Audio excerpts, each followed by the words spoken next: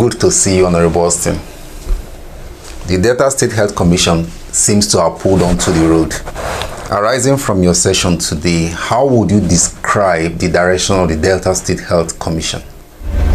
Well, I want to start by first appreciating the governor of the state, who is a medical doctor and a one-time senator, that also introduced this scheme at the national level. And when he became governor, he replicated that event here in the state. And why I said I want to appreciate him is because I'm a direct beneficiary of the scheme, and I know so many persons that have also benefited from the scheme. And it's a scheme that is working. The health insurance is something that ought to be mandatory for all Deltans. And so far so good, Delta State is taking the lead in the country, and we will definitely do the best. We will definitely encourage the commission so that at least 90%, if not 99% of Deltans have a full coverage of the insurance. During the session as followed from here, there were discussions around making or adjusting laws to ensure the effectiveness of this scheme. What are the lawmakers looking at in this direction? Well, in the side of the lawmaking, certainly we are there to give all necessary support to make sure that the commission succeed.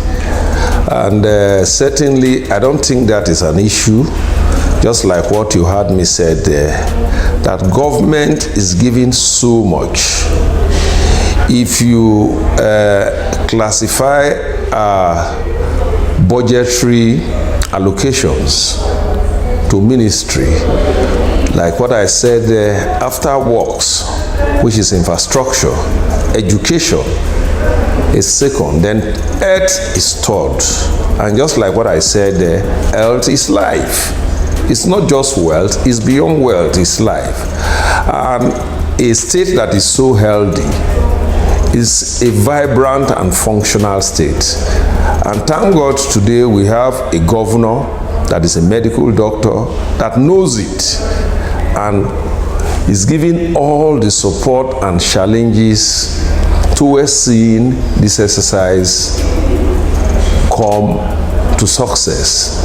And today I know from the government pact, the laws are there, funds are distributed and released in due course, and I don't think that is much problem like what I said there. So if there are needs to improve on these laws, the House is there and we are prepared. The legislative sector of governance has created that synergy towards working perfectly with the executive to make sure that Deltans benefit the dividends of government.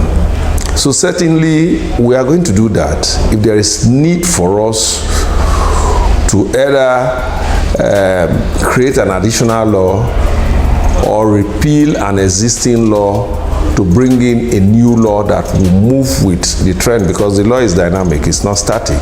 We will definitely do that, certainly, to encourage the commission. But it's the right path and it's the right thing to do. And I want to encourage their towns, because there must be an awareness, sensitization, the importance of the health insurance.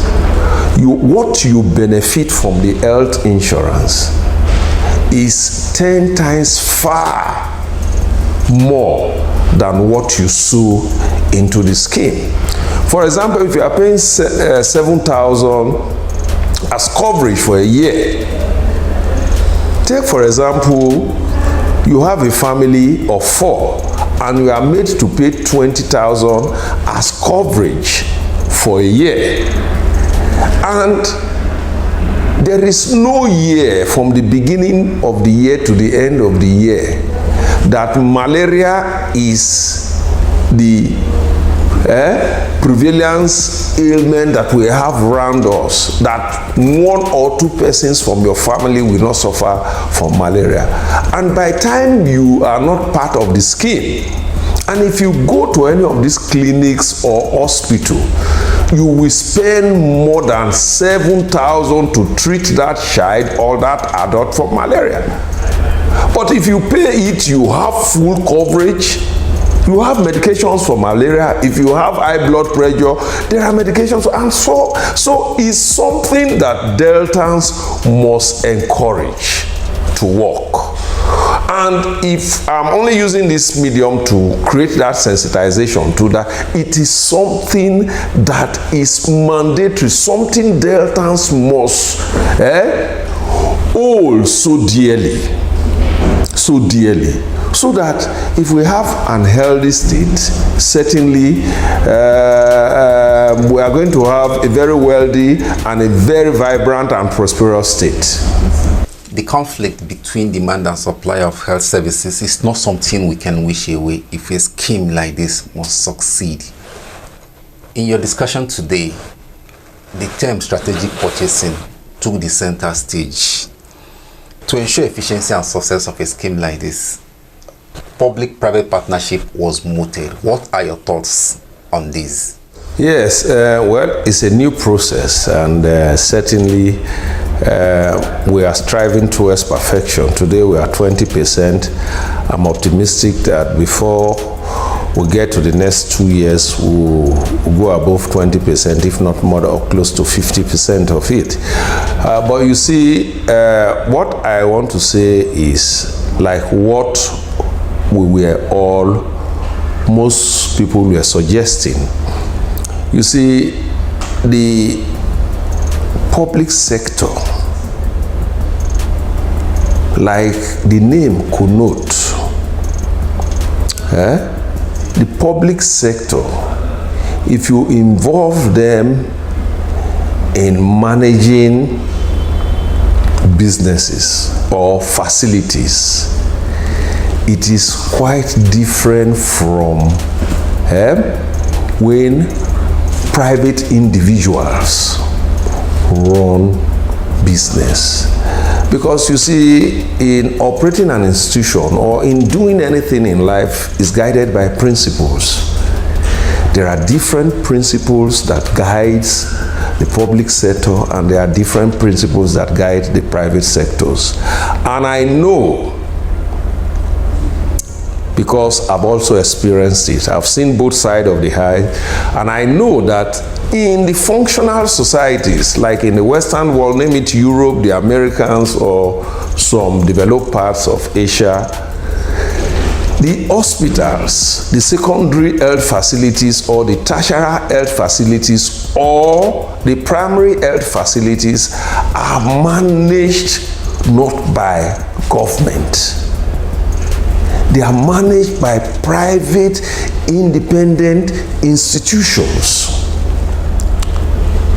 It could be a volunteer body, it could be Caritas, it could be this, but they are managed by private individuals, and that is why you see results.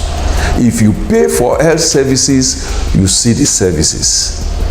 So I know certainly not that the public sector, government has created the structures, and as we progress, if we find out that government cannot manage the structures properly to the satisfaction of we, the people, we can bring in private hands to help government manage those facilities. That is why you see PPP. And that is, I think, from the summit here, that is one of the major things that is lacking in this contributory health commission or services. Government is doing their part. If you look at the percentage rating, the private sectors have not come in fully.